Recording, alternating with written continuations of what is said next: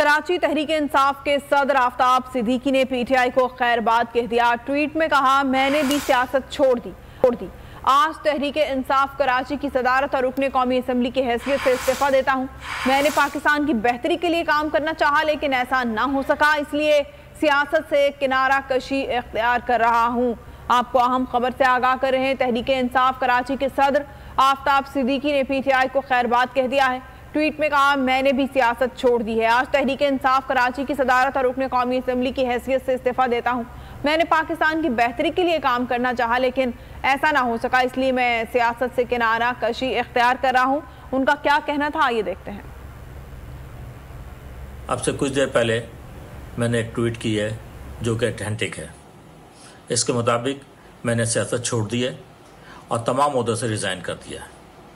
मैं as a professional businessman अपने मुल्क को डिफरेंट कैपेसिटी में सर्व करना चाहता हूँ।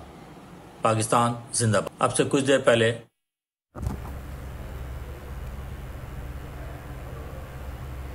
आफ्ताब सिद्दीकी का क्या कहना था, आपने मुलाहिजा किया।